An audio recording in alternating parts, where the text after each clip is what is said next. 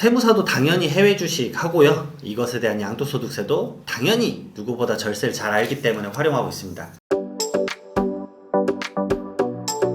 안녕하세요. 두꺼비 세무사입니다. 오늘 볼 거는 해외 주식 양도소득세, 이제 줄이는 법, 이제 줄여야 되죠. 그래서 대부분 해외 주식 양도소득세 하면은 이제 해외 주식 하는 분들, 특히나 이제 미장 하시는 분들은 이것에 대해서 민감하실 거고, 올해 처음 진입하신 분들은 이 영상 보시는 게 도움이 되시겠죠. 그래도 세무사가 말하는데 도움 되겠죠. 그리고 저도 해외 주식 하고 있습니다. 대부분 이거 휴대폰 MTS로 하시죠. 그래갖고 저도 이걸로 어플로 매년 내가 얼마 벌었는지 체크를 한 다음에 그것에 맞춰서 절세 단계를 하나씩 거쳐가지고 세금을 최대한 적게 내는 방안을 마련하고 있습니다. 자, 먼저 해외 주식 양도소득세가 뭐냐. 국내 주식 할 땐 그런 거 없었는데 국내 주식도 양도소득세가 있기는 있어요. 있긴 있는데 대부분 대주주 요건이 충족되지 않아서, 그것이 충족되지 않으니까 양도소득세 과세 대상이 아닌 분들이 많은 것 뿐이에요. 이제 국내 주식도 그게 있다라는 점. 그리고 해외 주식 같은 경우는 무조건 많이 적용되는 게 뭐냐면, 이게 요건에 부합해야지만 세금을 낸다 이런 기준이 없고요. 모든 사람이 다 내요. 얼마 이상? 기본 공제인 250만원 이상 벌면 결국은 다 내게 돼 있습니다. 결국 내가 예를 들어서 100만원에 샀다가 1100만원에 팔았다. 그러면 얼마예요? 양도 차익이 1000만원이죠. 1000만원에서 그러면 기본 공제인 250만원을 차감하고 거기에 지방소득세 포함해서 22%에 대해서 세금을 내야 됩니다. 다시 한번 설명을 해볼게요. 그러면 1250만원을 벌었어요. 근데 250만원 기본 공제를 빼면 얼마죠? 1000만원이죠. 그럼 1000만원에 22%면 얼마죠? 220만원에 대해서 양도소득세를 내야 돼요. 그래서 해당 소득에 대해서는 다음에 5월 종합소득세 기간에 홈택스에 직접 신고하거나, 아니면은 대부분 요즘 어플에서는 기본적으로 다 제공하고 있죠. 증권사에서 무료로 신고 대행 서비스 제공하고 있으니까 그런 부분들 확인하시면 돼요. 그러니까 무료로 신고 다 해주는데 이 영상을 왜 보냐? 당연히 보셔야죠. 세금을 줄이기 위해서 보는 거예요. 신고 공짜로 하는 게 중요한 게 아니라. 자, 그래서 그러면 세금 이걸 어떻게 줄일 수 있느냐? 그 전에 뭘 알아야 되죠? 해외 주식 양도소득세는 이 결제일을 알아야 돼요. 왜냐면 내가 판 날 기준이 아니에요. 왜냐, 양도소득세 결국 내가 1월 1일부터 12월 31일까지 번 금액에 대해서 내는 세금이 종합소득세고, 거기에서 해외 주식 같은 경우는 똑같이 1월 1일부터 12월 31일까지 해외 주식 pan 것에 대한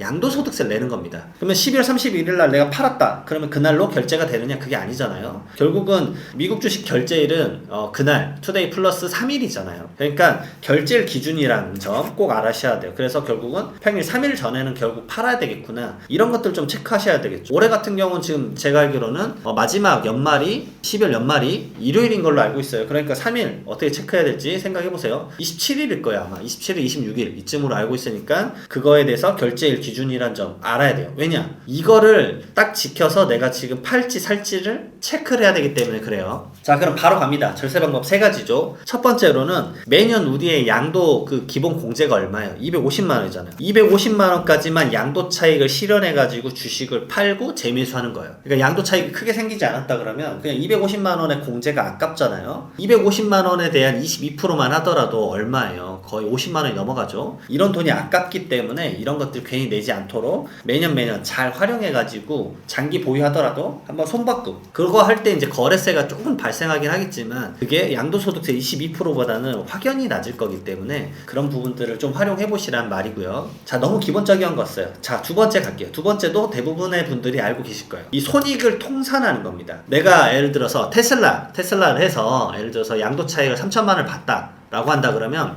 내가 마이너스 나고 있는 게 있어요. 디즈니가 마이너스가 나고 있어요. 디즈니가 마이너스가 나고 있으면 이 디즈니를 거의 한 2,700만원, 2,800만원까지 팔아버리는 거야, 손실을. 그러면 같은 연도에 통산 양도 차익과 양도 차손이 퉁 쳐지면 어떻게 되죠? 결국 그게 250만원 미만이면 기본공제 깔리고 그 다음에 내야 되는 세금 얼마죠? 0원이에요. 그러면 차손을 그냥 두는 게 아니라 양도 차익을 발생시켜서 내가 이익을 실현한 게 있다라고 한다면 차손 상태에서 팔고, 근데 얘가 다시 올라갈 것 같아요. 그럼 다시 사세요. 어찌됐든 그 차손을 활용할 수 있다라는 거는 긍정적으로 활용할 수 있다라는 거죠. 그러니까 그런 면에서 저는 희석하는 이런 게 필요하다고 봅니다. 그렇기 때문에 기본적으로 이거는 꼭 활용하셔야 돼요. 그래서 12월 달에 이 눈물을 머금고 파는 경우가 있죠. 왜냐면 내가 차익이 많이 생겼으면 제가 차손 난 것들을 팔아요. 항상 저는 그러기에 매년 가장 기본적인 절세 이 방식을 활용합니다. 손익통산을 꼭 활용하셨으면 좋겠어요. 그리고 이게 증권사마다 수익금의 계산 방법이 좀 다릅니다. 어떤 건 피포 시스템이죠. 피포 시스템 뭐죠? 퍼스트 인컴, 퍼스트 아웃이잖아요. 말 그대로 선입선출법이죠. 그리고 어디는 이동평균법이에요. 그러니까 이게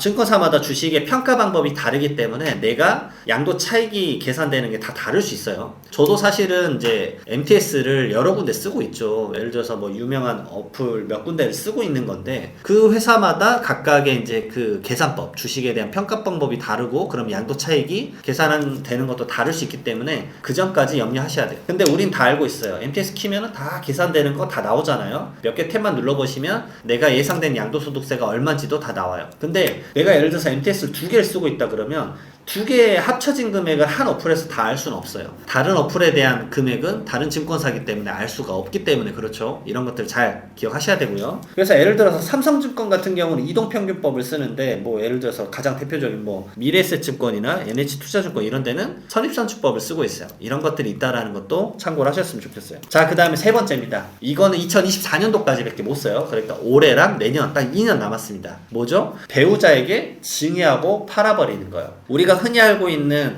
배우자에게 증여를 하고 팔아버리면 부동산에 같은 경우는 2월과세라는 게 걸립니다. 예를 들어서 내가 1억 원의 부동산짜리를 샀어요. 근데 그게 6억 원이 된 거예요. 자, 우리 10년간 배우자에게는 얼마까지 증여할 수 있죠? 자, 6억 원까지 증여할 수 있습니다. 제가 증여를 할 때 증여세가 얼마 나와요? 0원 나오죠. 취득세 얼마 좀 내겠지만 그리고 배우자가 바로 판다고 해봐요. 6억 원에 그러면 배우자는 양도소득세가 얼마죠? 6억 원에 취득했고 증여 취득했고 6억 원에 팔았잖아요. 양도세 0원이죠. 자, 이걸 활용하기를 엄청 많이 활용을 했었어요. 부동산에서. 그리고 부동산사의 권리도 이걸 묶어버렸죠. 그래서 어떻게 계산을 하느냐, 6억 원과 6억 원에 대한 계산한 금액과 증여자가 예전에 취득했던 금액이 1억 원과 지금 팔았던 6억 원과의 차액 5억 원이잖아요. 이에 대한 양도세, 이 두 가지 중에 더 큰 금액으로 양도세를 내라. 이게 2월 과세입니다. 물론 증여 이후에 2023년도에 개정이 됐죠. 10년이 지나고 나서 양도라면 그것에 대해서는 2월 과세를 적용하지 않게 되어 있어요. 자, 근데 여기까지는 전부 다 부동산 얘기입니다. 주식은 이거 적용받지 않아요. 그러니까 내가 테슬라를 예전에 1억 원에 산 거예요. 마이크로소프트라고 할게요. 주식 좀 바꿔봅시다. 자, 마이크로소프트 주식을 예전에 1억 원에 샀어요. 1억 원에 샀는데 지금 6억 원이 됐어요. 6억 원에 배우자에게 증여를 해요. 그럼 증여세 얼마죠? 0원. 왜냐? 6억 원까지 증여세가 안 나오니까. 그럼 배우자가 바로 양도를 해요. 6억 원에 팔아요. 자, 그러면